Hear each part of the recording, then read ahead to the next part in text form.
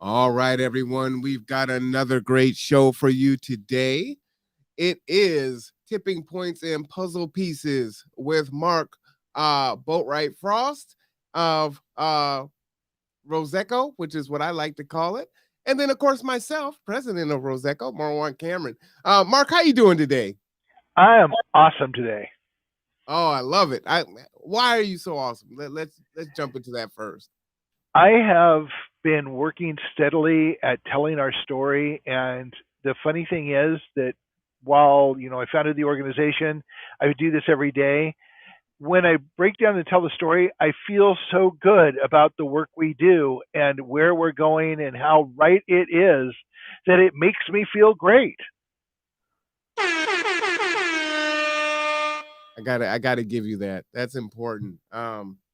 We got a lot going on in the world right now, and it's important to be able to find that passion and lean into that. So I'm actually super excited to hear you say that today. And we do a little talk right before we come on, and he didn't share that with me. So I'm just now hearing that, and that's affected my mood. And we do have a lot of power in that of affecting Yes, other we people's do. moods based on how we present and being in a space where maybe someone else isn't feeling too great, and you can be that spark to help them lift them out of that fog. So that's pretty awesome. I really appreciate you sharing that today. Good afternoon to you too, Mr. Dent. So we've got folks that are in, but we want to jump right into it today because our hour goes so quickly. And our question of the day is, why do resilient communities thrive? Why do resilient communities thrive? And so there you go. I need to. Oh, I see. I got my shirt on too. Yep. Feeling good. Um, so why don't you just kind of jump into that? This was a question that you were talking about. This is what we do. This is what we're about. And we're in show 8, and we haven't really gotten to this question, and now we're here. So, Let's well, let's talk about that. Let's get into why resilient communities thrive. What does that even mean? I mean, we've talked about this before, and I'm going to go over something that I know rocked your socks. mhm. Everybody talks about sustainability, and we've mentioned this briefly before. And sustainability, yeah, that's just hey Terry, that's to sustain. What's great about just sustaining? You're getting by every day. That's what we're doing now, isn't it? Isn't that what we our lives are like? We're just getting by. We may Well, be not doing a little better than somebody else, huh? I'm resilient. I'm resilient. Our organization is resilient. We are exercising resiliency and not sustainability. Right. And so sustainability, I think, should be the foundation, not the goal. Let's talk about making resiliency the goal so that we can thrive together. And look, the elements of that are we can't be resilient alone. Not really. We do not have enough capacity to be resilient alone. We can only be resilient together. Yeah, And facts. so, so therefore, we have to work together to form resiliency. But what does that mean? What does resiliency look like? Every day we see more and more. Let's just talk about infrastructure for a minute because that's something we push heavily. Is questioning our infrastructure. We have not substantially updated the electrical grid since the 1960s.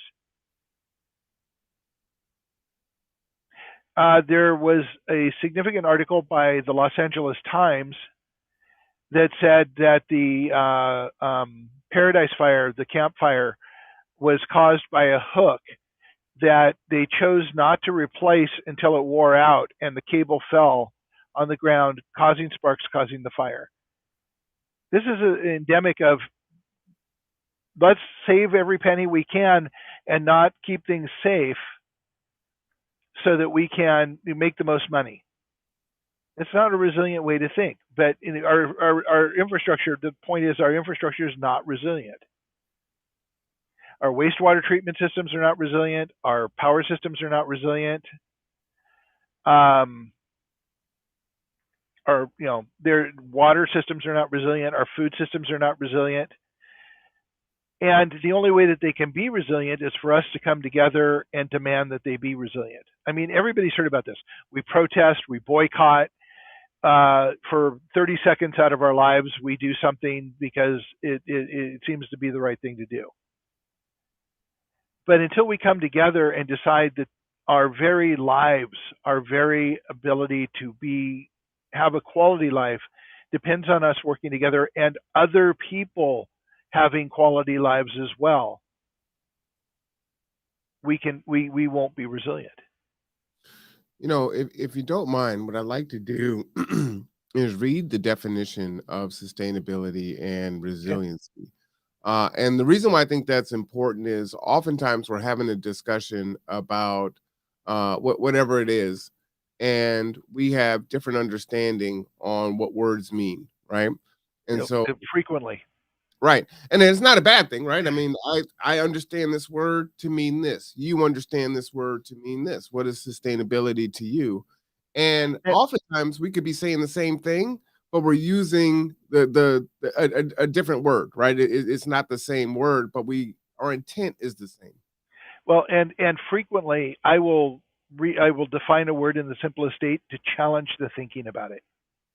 Right. But if we do that, then we Yeah, should let them know, right? Because absolutely. sometimes we can lose folks because they're taking it. I mean, some people can take offense to saying, hey, sustainability is good, right? We want sustainability. But let me go ahead and read it. So sustainability, and this is just coming from the Oxford Dictionary, Hmm. the ability to be maintained at a certain rate or level. Okay. The sustainability of economic growth. And that's, at the bottom of the chat for you.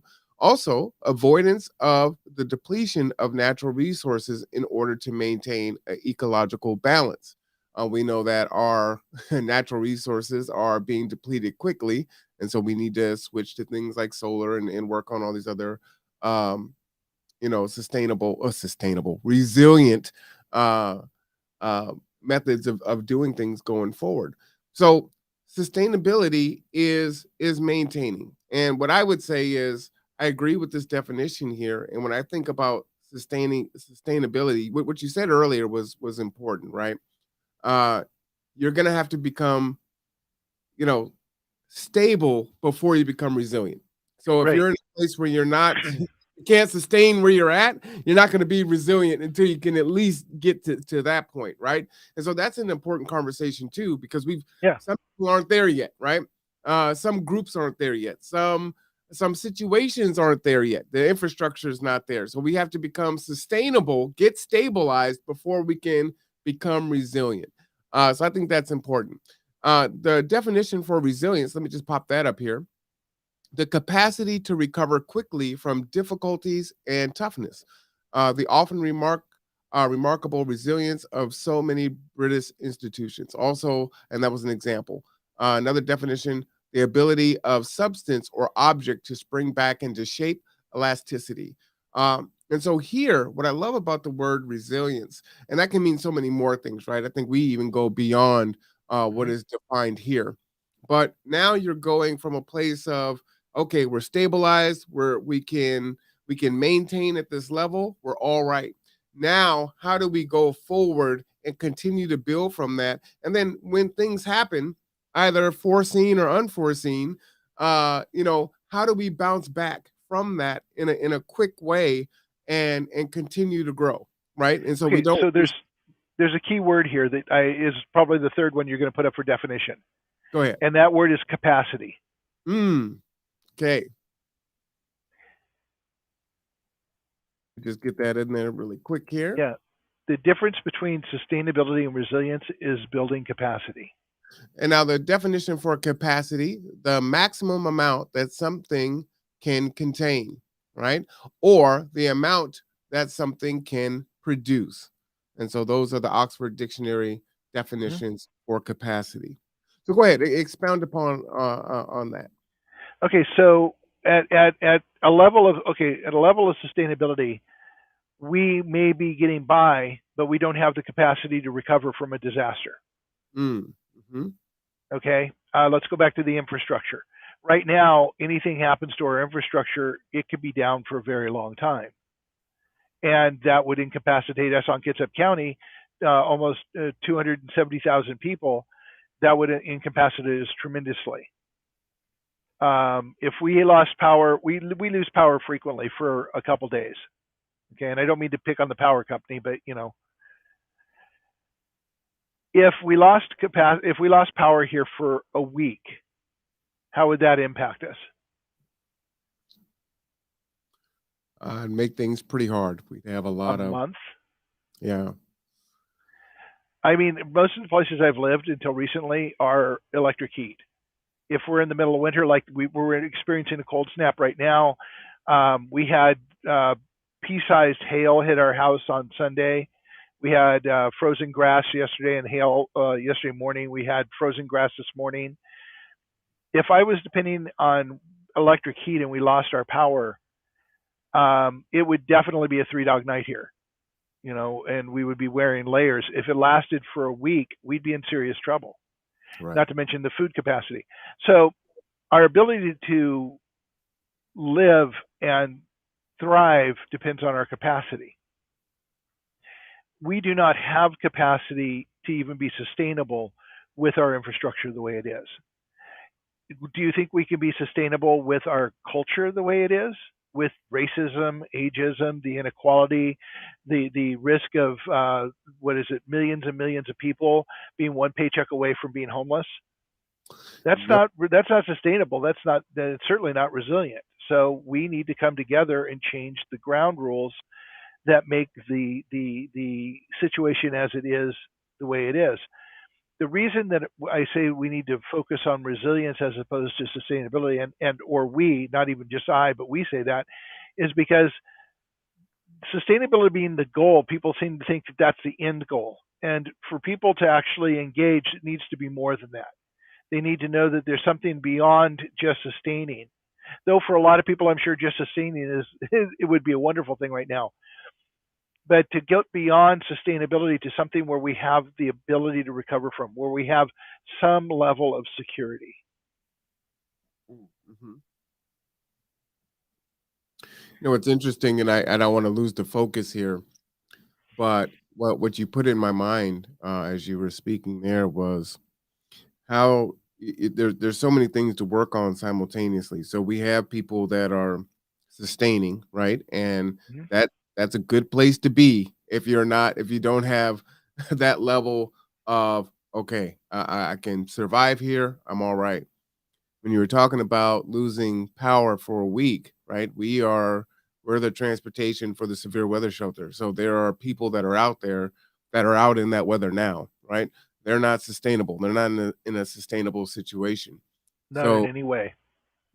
how do we, know, combine and create synergies and relationship with those that are resilient, those that are living in a sustainable ecosystem, and then those that aren't even at the level of just being able to maintain uh, and just kind of make it, because that's really the three groups that we're looking at, and they're Mhm. so very separated. So how do we pull that together?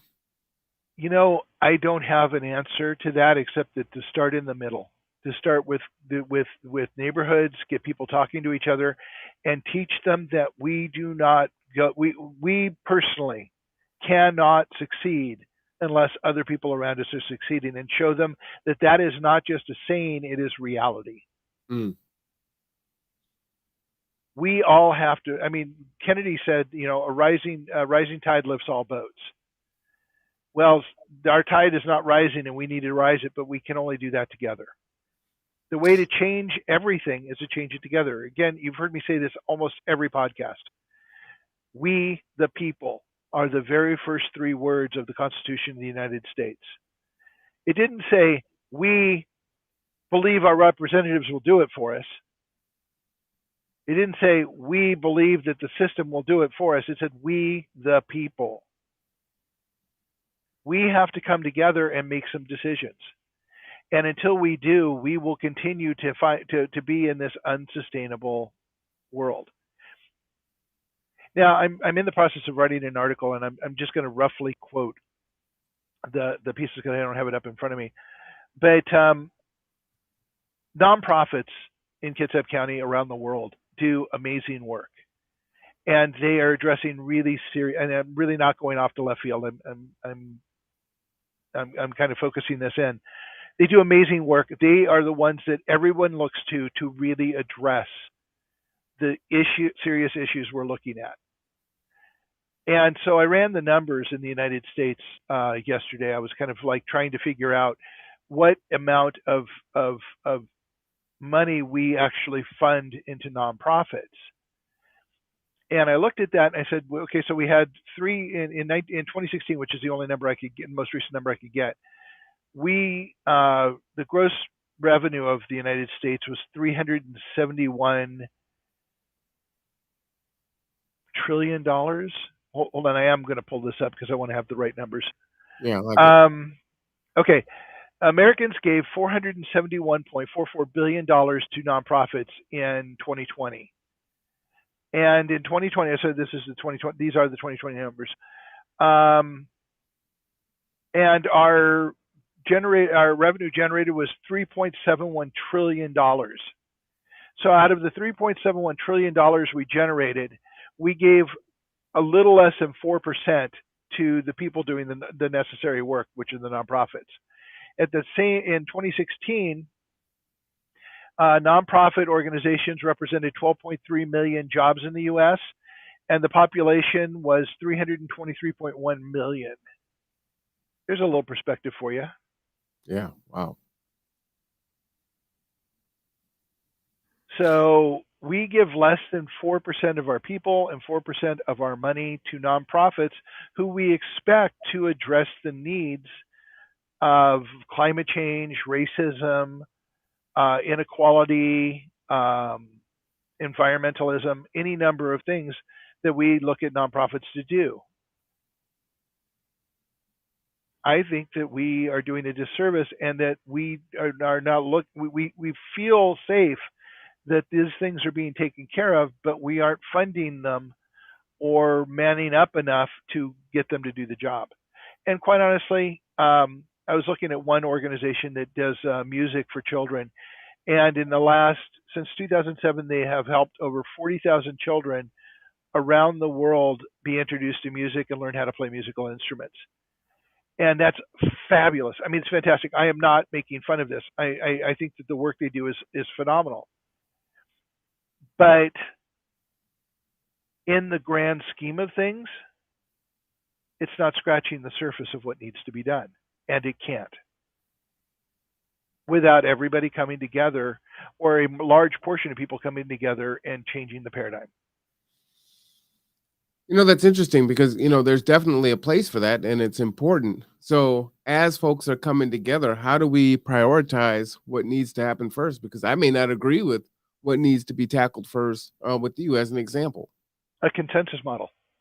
We create a priority. We create a facilitation model where everyone gets to be heard, and we put lists and lists on the boards, and then we sit down and we say, okay, you think this is important, and we discuss it. Now, a lot of times people's priorities will shift once they know more information about other things, or that several things can get tackled at once because they all are connected to a single thing, like water.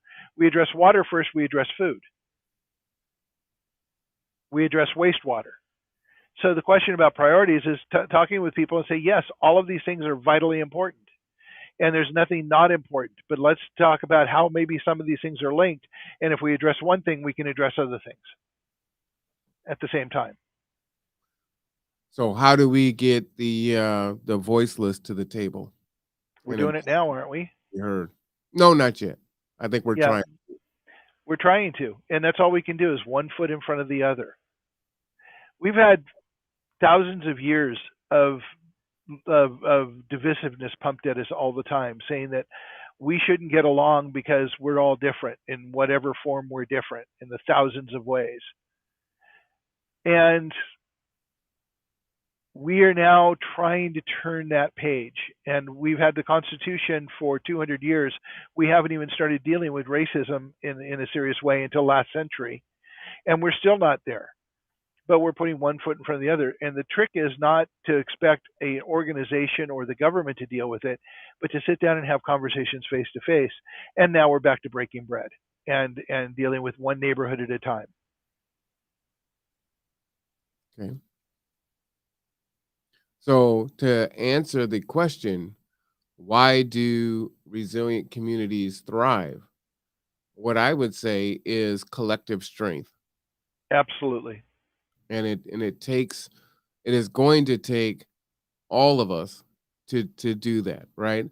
Um it's easy to say, some people shouldn't have a voice for a variety of reasons, right? They weren't working, or they didn't seem to care about that, or they've done this, that, and the other. Whatever the reasons, right? There's a myriad of reasons on why we could say this person shouldn't have a voice.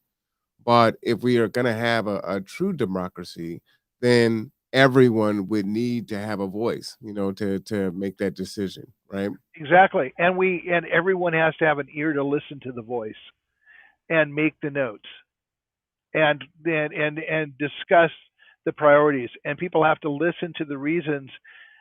They have to listen to the information so they can maybe readjust their priorities to decide on the right priorities. It can't just be a list. It has to be a list with information behind it. Yeah, yeah, absolutely. So, again, so what is yours? Well, how would you answer that? Collective power is one way, but collective voice, which is we talked about, but it's the collective voice. It's getting people together to realize what is important and deciding to do something about it. Um, and finding commonality is the most important thing. I have literally had thousands of conversations with people all over the world. And rarely, if ever, have we discussed borders, wars, politics. You know what's important to them? Hmm. Food on the table, roof over their head, loved ones around them, basic human security. And I'm talking South Africa, Estonia, Korea, everywhere. And everybody wants the same thing. So, how different are we if everybody wants the same things? Well, I don't think we're very different at all in some respects, but at the same time, there are many folks that have, those basic needs met. So once you go beyond that, right? If you've already satisfied that, and I'm thinking about Maslow's hierarchy of need, right? Hmm. You have that basic need of food and shelter and safety, but then your purpose and self-actualization at the top of that. You're moving across that spectrum. And so for me, I actually don't look at it as a vertical. I actually look at it more as almost like a circle. All these things can happen at the same time. And that's my approach to how I serve in the community, and I teach and do other things, right? So even though you may not have food and shelter, you're experiencing these insecurities while you are giving back and helping others. One, it helps for you not to stay stuck mentally in that space of, it's going to take time to fix the situation, right? And so while you're trying to fix it, you can work on other things. And what I have found over the years is there's one thing to have someone come in and receive a good or a service. It's another thing for that person who is in need of that good and service to also be able to be a provider. It Yep. it empowers and strengthens them in a way that is hard to describe. But when those folks are in that position and they are empowered to give back and to help others while they are trying to gain their sustainability and become resilient, right? And moving across that spectrum, the gains are, one, they gain the gains faster. The gains are more solid. You don't see a lot of, back and forth of, two steps forward, four steps back, and you're just kind of doing this dance and you're not really making any progress.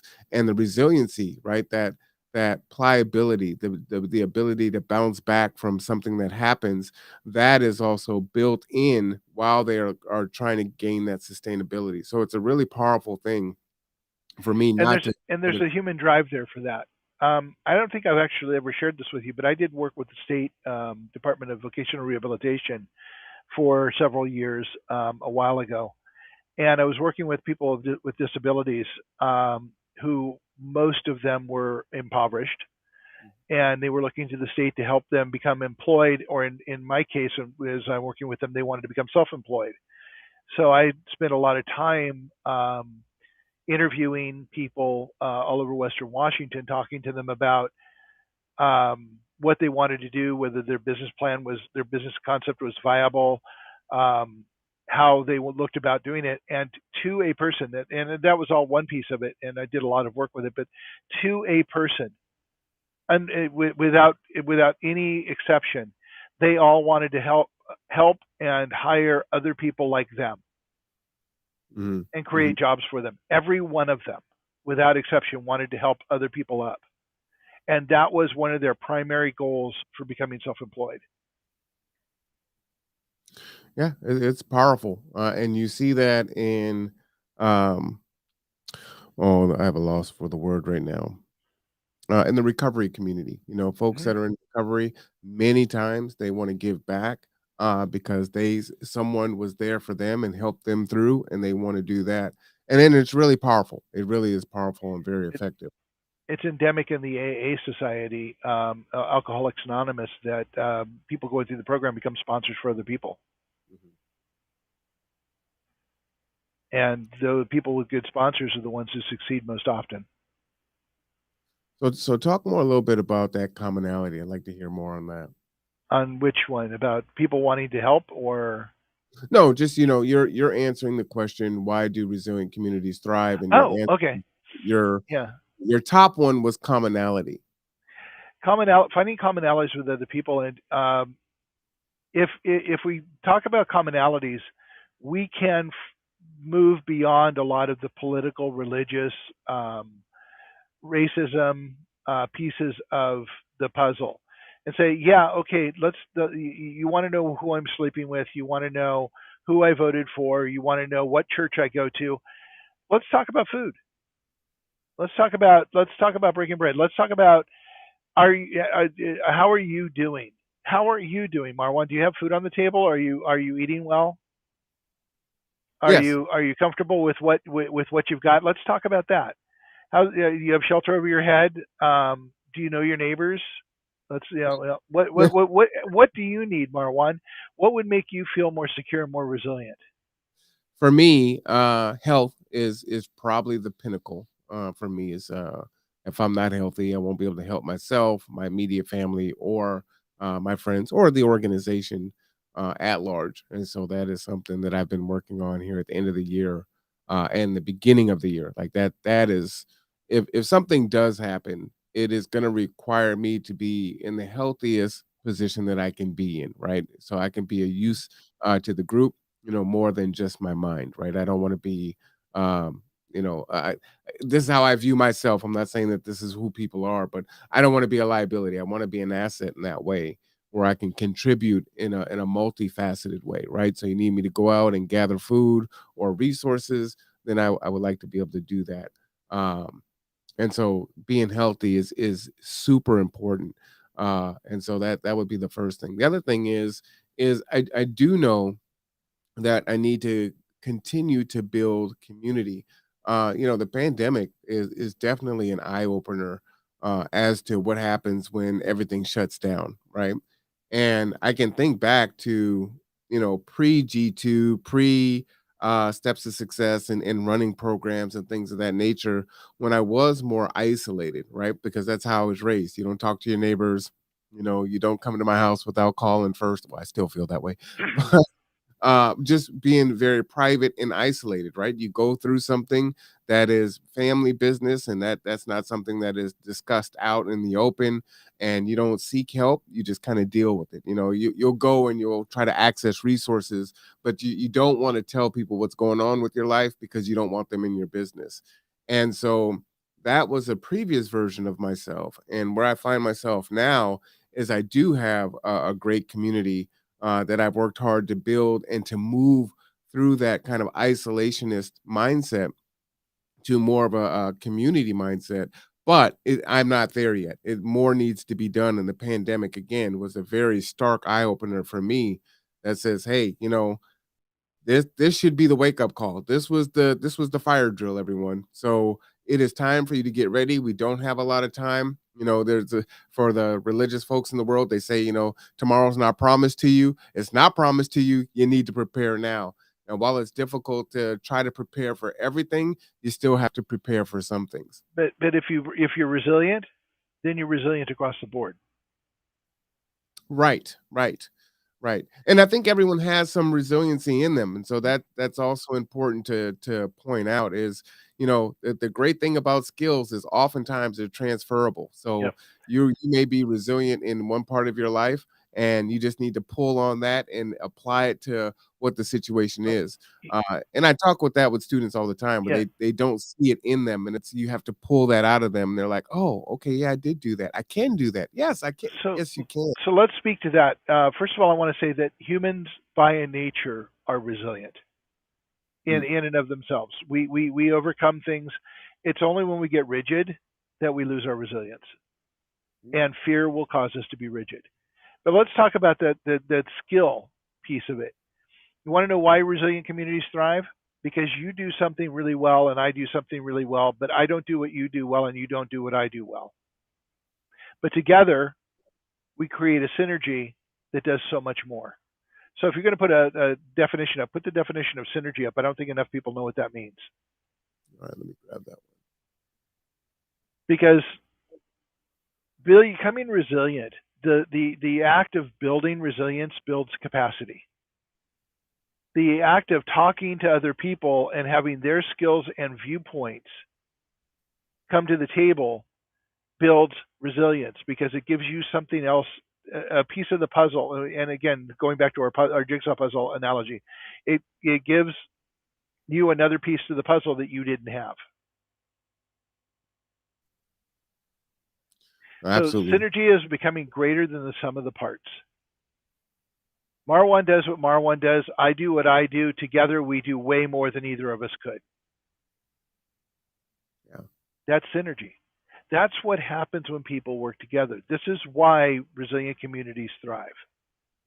Because you're creating synergy as you go. You're creating capacity as you go. All of these words that are used to describe limitations, you're removing limitations. You're changing the way things work. We have a limit to how much power we can run through the grid. We have a limit to how much fresh water there is on the planet. We have a limit to how much uranium is in the ground, how much gold there is, how many diamonds there are.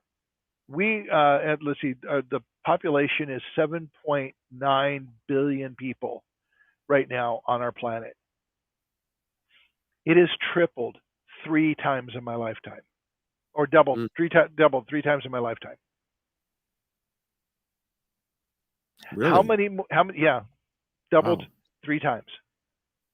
Now the UN says it's slowing down and that people aren't reproducing as much now, but it's not stopping. And there is a limit to the carrying capacity of our planet. And people can go now all up in arms about, oh my God, did he say that?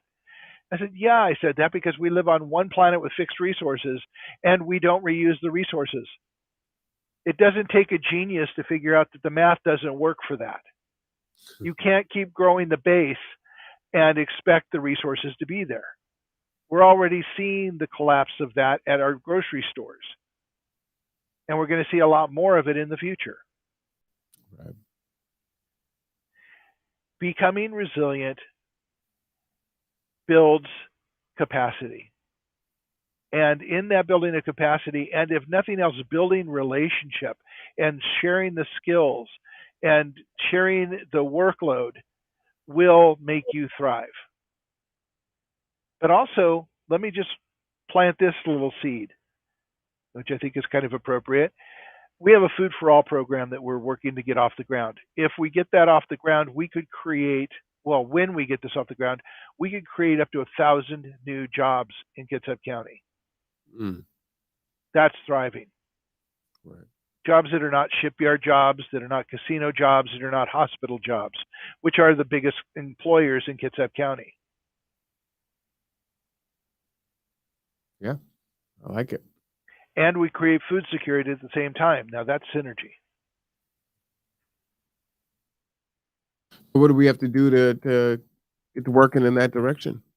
We need to get people talking, especially people who are interested in farming, people who are interested in running a co-op, and I have to follow up very shortly to talk to the board of the Kitsap Food Co-op because I think that they should be involved deeply in this project and possibly even form the tip of the cooperative that we'd like to see happen with it. We need to talk to the tribes to get their interest in it and gauge their interest and have start the discussions with them. We've been following up on grants that could make it happen, but we need a few of the base foundation pieces in place first.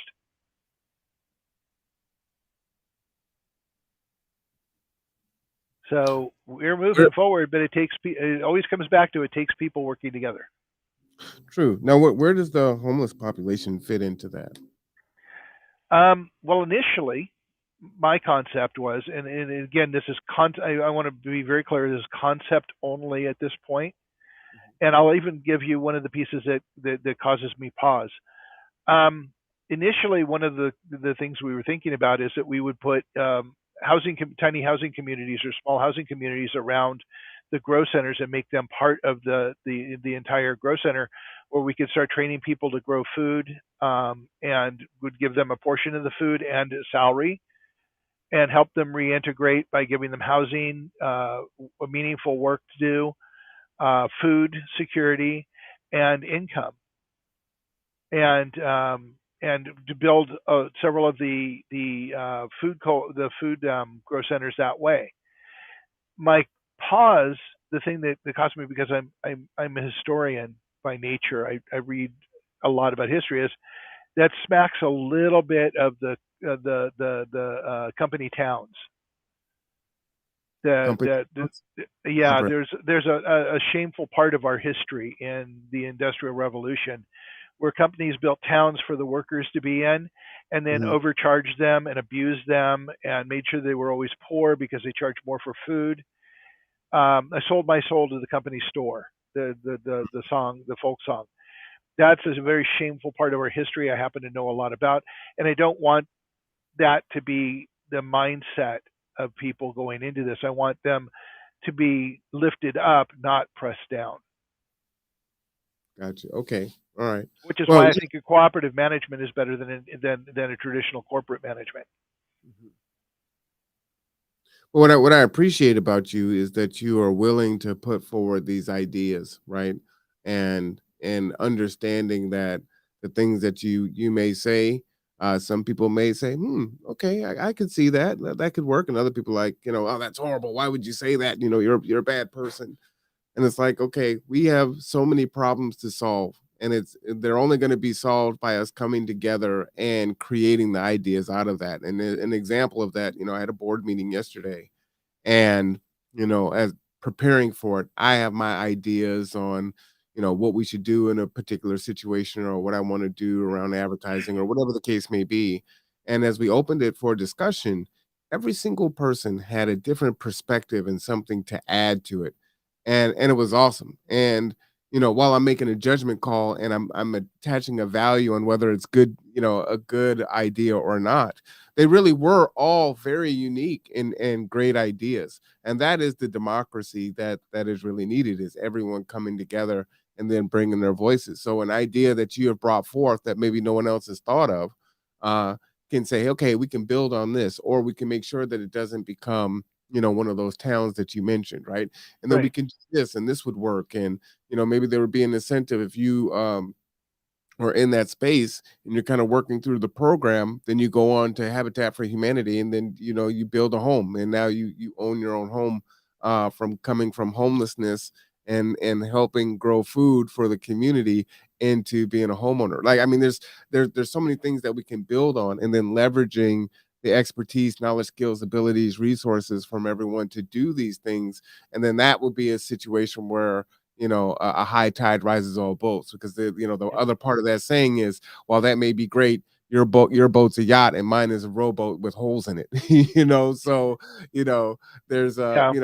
we can constantly look at those things. But I think in that way we're really trying to address and bring everyone together.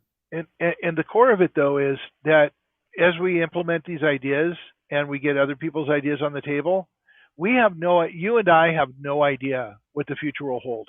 When we go back to the jigsaw puzzle analogy that we use so frequently, resilient ecosystems has been busily trying to put the frame together, the edge of the pieces, the puzzle together. But we have no idea what the picture is going to be until you and everybody else bring their pieces of the puzzle, because you're going to bring something totally unique to what we have. And this is so apropos to the discussion we've been having. When you come and you say, I think this is a priority, and you can tell me why you think that's a priority, and you hear what other people think of the priorities, and you start the discussions about what that means for you and for everybody else, and are looking at it is like, my way is the right way, but our way is the way for all of us forward may include a lot of pieces. So let's look at what it is and start breaking out into sessions about how we can make things happen. Those are pieces of the puzzle. A question will be asked, a point of view will be brought forward, a way of looking at things will be different, and that will change the puzzle. So when I say that we have growth centers that create 1,000 jobs, we might be able to address the homeless situation in this manner. There are things that I can't even conceive of that someone will bring to the table that will be so much better than anything I could ever have thought of, which is why we need people to come together and create synergy. When people start talking, amazing things happen. It's a So shame we don't do more of it. well, let me ask you this, because it is happening, right? Mm-hmm. There are, if you talk to people that are running organizations or are holding government positions or in politics, if you talk to them, they say, "Hey, look, I'm doing the best I can do," and they may point at their successes, right? And so they're like, "Well, this is happening." So how can we build from what already exists? Because I don't think that you're recommending, tearing it down and starting over. So how do No, we? I'm not. I'm not a big fan of revolution. I am not. I mean, okay. So Bernie Sanders talks about the revolution. I prefer to think of it as an evolutionary process. Revolution tends to be a revolving cycle. We trash the old system, we put in new leaders, and somehow we end up right back where we started. Might be 20 years, might be 100 years, but we get right back to where we started. The same inequality happens again and again and again. So we have to have an evolutionary process. We have to change the way we think. We have to shift our paradigm. And when we build, we need to build with that in mind. So that's one piece. The other piece is tipping points that we haven't really touched on, is that you don't need 100% of the people. You only need somewhere between 16 and 20%. When those people have decided that this is the way to go and that this is how it needs to happen, everything will change. I don't know if I answered your question. Did I?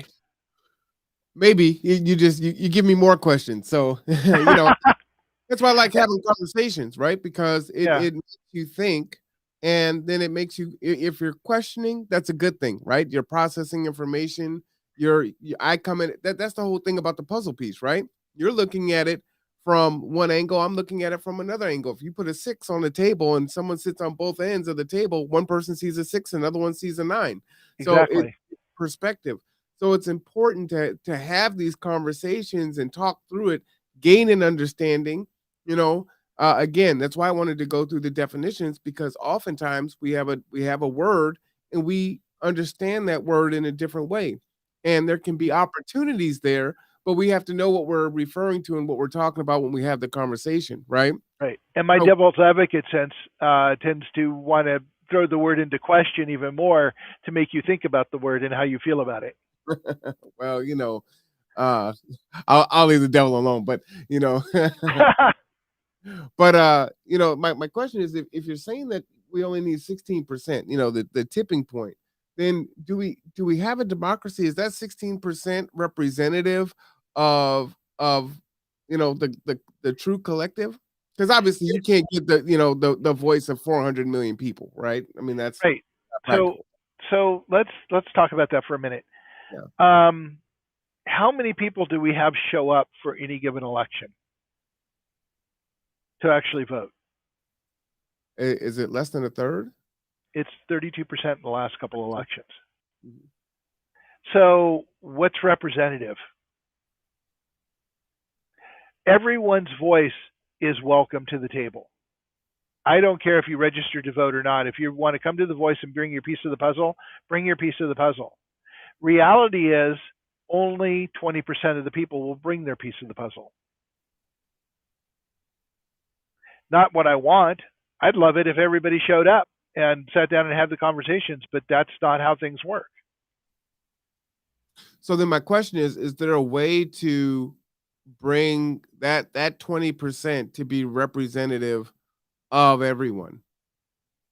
I don't know. I wish I did. I think that they will be somewhat representative of everyone, and that 20% decision of moving forward isn't going to cut out everybody else's voice. When other people bring their voices to the table, we want to hear it too. The building, the design, the growth, the evolution doesn't stop at 20%. That's the starting point. Mm-hmm. We want everyone's voice represented at some point, but people have got to show up. And 20% of the people probably will show up, and 80% of the people probably won't. But then doesn't that lead us down the same path that we're already in, right? There's that's Could kind of where we're at now, right? You have folks it could that that lobby and push money, right? And so they get what they want. You have other folks that come together and they vote what their interests are. And they get what they want. Then you have other folks that are disenfranchised. And so they don't get what they want, right? Well, as I say, it's an evolutionary process. We want to evolve the other 80% into becoming involved. Right, And but we're using two different numbers here, right? So right, I'm not speaking of the entire population. I'm just saying within the population, 100% representation of the 16% that you're trying to amass is what right. I'm. I would So love to have that. I mean, the inclusion, and actually, our next podcast is going to be talking about inclusion, isn't it? I Inclusiveness. I guess it is.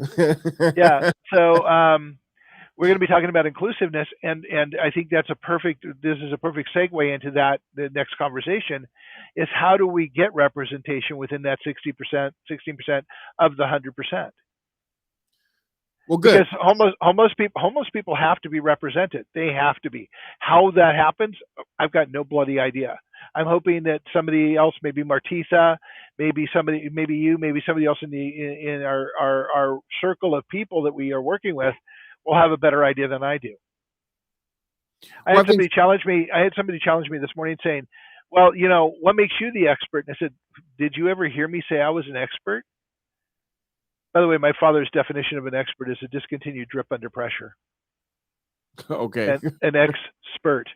Um, I'm not. I don't. I know some. I have some ideas. I know some pieces of the puzzle, but I have no idea. I'm waiting for other people to come to the table and add their pieces of the puzzle. And I open my arms wide and welcome you, please.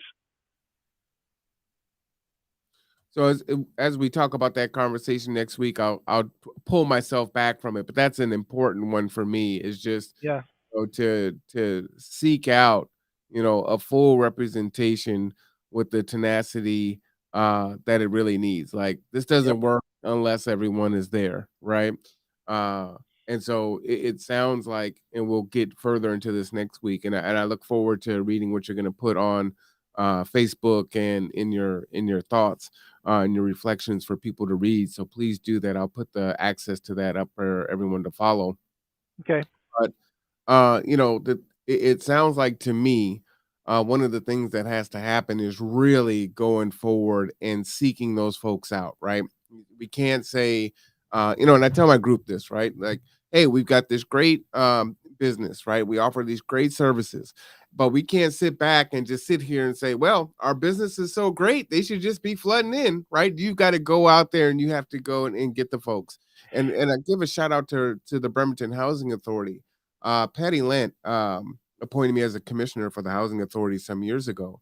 And when I was serving in that capacity, one of the members that was a commissioner was someone who was in housing. And she was able to have her children at the board meetings. And I thought that was so powerful because this is the housing authority making decisions about her and her children's lives, right? And so Absolutely. she actually had a seat at the table. So Yep. that was I had never seen that before in many of the spaces that I sat in, to actually have someone in there and really respect her voice, her thought, and her ideas, right? And so that was really powerful. And so when I think about what that what the scaffolding would be, what the bones of that would be going forward, it would look something like that, where they really are pulling in someone who is experiencing housing insecurity, that needs these services. But then, you had business owners in the community and other leaders that all kind of sat in there, and made this group up. So I think that's Yep. what it looks like. And so my question always is, how do we ensure that those voices really truly are included and heard? So I want you to put your thoughts together as well, and I don't want you to pull back. I want you to bring yourself forward into this one because I think you're going to be the leading voice on this to a great degree. I know what I want. I want us to find a way to make this happen, and I think that you're going to be a big part of that. Also want to give a shout out really quickly to Patty Lent. She is a great lady. I'll So give one for hit your shout out button. that. Good friend of mine, great lady, and had a lot of foresight, and her heart always took her in the right direction. So, um, yeah, I want a solution that is inclusive. I want the 16 to 20% to be representative of the greater body. I don't know how to do it, but I'm hoping somebody comes out of it. So let's have the conversation next week. Why don't you put out an invitation to maybe Christina Rourke and Martitha to come on as well and bring their thoughts to the table about how we can make it more representative. I'll send out like a blanket invitation to see who would like to join us. Yeah, because I would sincerely like to hear thoughts from a greater community. Well, and I do like the fact that, you can admit that you don't have all the answers, but you're seeking it. And the thing is that we can't not do anything. We've got to do something. And it's like, look, I'm trying. I'm trying here. So let's create this And, space, have the conversation, talk about what the issues are, find out what my issues are, find out what your issues are, see if we have solutions. Oftentimes, someone that's outside of it can see the solution for someone else because we're emotionally yep, vested into it, right? We're too far in the forest to see the trees, things of that nature. Like, oh, I never thought about it like that. Or, oh man, that would be a better way to do that. Or, that's different. Well, let's try that. We've tried all these other things. Let's try this thing too. Or let's try yeah. this person, you know. And Um, going back to the Alcoholics Anonymous quote, mhm. insanity is doing the same thing over and over again and expecting a different outcome. And we do a lot of that. And it's time to maybe sit back and look at a different way of doing things. And another one that I would give a shout out to is a Kuye. We met last year, right around the summertime, and this year I am covering Black History Month over at the Bainbridge Island Museum of Art, right? And that wasn't anywhere in my horizon or vision to do that, and that has helped to create relationship and community in a way that wasn't, the purpose of the conduit is to create a voice, a two-way space for people to communicate and grow and do those things. And so it's working, better than I intended in that regard. And so I'm very open to, exposing myself and making myself available for No, those. careful with that exposing yourself. That's dangerous. It's also illegal. Hey, it's 2022. I can do whatever I want.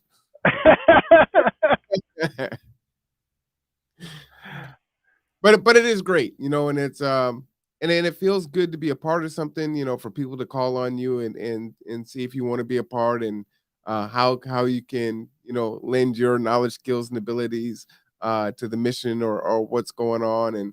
And so it's been awesome. Same thing with Deborah Jackson and her event on Saturday. That just really powerful. I was able to take my daughter to something that, I'd have to go to, the Seattle, Opera House for her to experience, right? And she brought a Grammy Award winner to Kitsap County. And so my daughter got to experience that. So, those are the powerful things through relationship that can happen, Yep. uh, and just the unique things. And there's not necessarily a right or wrong answer. It's like, come on, let's just get together and start doing some things, and we're gonna get those synergies based on that and build that capacity, as you were saying. Well, I will tell you that I absolutely, firmly, and completely believe that there is someone out there who knows the answer to one of the pieces. And Mm. in that way, we will figure out what all of the pieces are. I mean, you and I have pieces of this puzzle. Terry has pieces of the puzzle. Martitha, Christina, Akuye all have pieces of the puzzle. We just need to get them laid out so we can start seeing them and putting some of the pieces together and create the synergy we need to become more human. More human? Yeah. I'm just being funny. I'm just, we got technology now. We've got Elon Musk. I'm trying to become a cyborg. Yeah, no, not really interested in having plug in parts. I don't know. It sounds pretty awesome if he can get it worked out. Yeah, on all those science fiction novels and all the science fiction movies I see, never really works out for the person who gets the parts plugged into them. Well, I know there were some issues with some of the last testing and things that were going on, but there's some pretty wild stuff happening over there on his side. Well, I will tell you that I'm a big fan of artificial hearts. I wish that they were able to be used more often. They've been working on kidneys and technology for artificial kidneys. I did some work with a company called Medtronic in the 90s, and they had just pioneered the stents that they were able to put into blood veins to open up the blood veins so they didn't have to do surgery, open heart surgery, Oh wow, which are these little mesh things that basically went in on a fiber optic cable and were pushed through the veins and then put in place, and then it expanded and held and basically gave a stronger connection for a torn vein than it would have had to start with. really? And they have little lights and cameras at the end of this fiber optic cable, so they're actually pushing this and tracking it at the same time, and then healing somebody is, instead of like an open heart surgery, it's an intravenous process that lasts 20 minutes as opposed to 4 hours. So do they Far leave less it? invasive. It's That, left inside of you, and it permanently patches your vein. wow. It will outlast you. See, cyborg. I So told yeah. you. So there you go. Artificial heart, artificial pieces in your veins, getting things where they need to be. I mean, we have made some tremendous pieces of technology, but I like being human as I can possibly be. Yeah. Well, I mean, that's part of the puzzle piece, right? The Yep. advancements in medicine and to make our lives better and help So us to live a better quality of life. so I'm going to finish on this thought as we talk about our lives and the things we accept. We have a highest cost for medicine of any country in the world. We are the only country in the world that does not have universal health care, basic health care, and yet we're 27th in child mortality. Wow. 27th.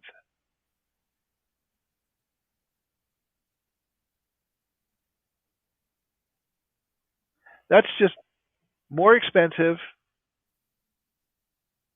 and 27th in child mortality. That's not resilient.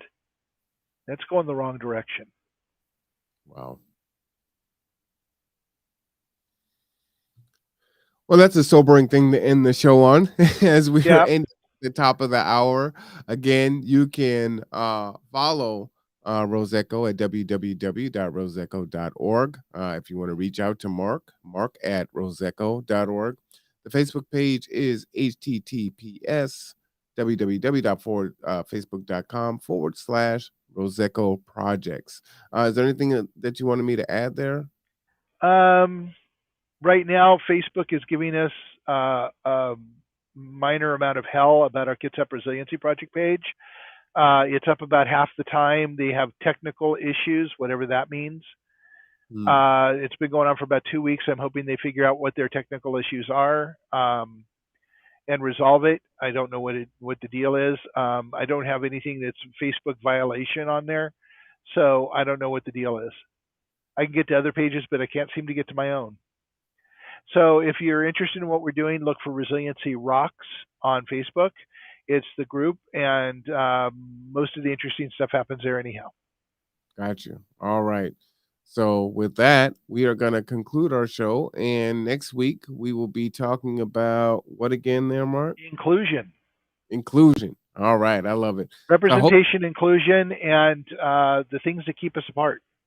yeah, I hope that you will join us for that. These discussions are great. But again, we need your puzzle piece. So bring your puzzle piece to the conversation. And we look forward to seeing you next week. Again, every Wednesday at 12 p.m. Pacific Standard Time. All right. For Mark, I am Marwan. This is Tipping Points and Puzzle Pieces. All right, everyone. See you On the next time conduit. on the conduit. You got it.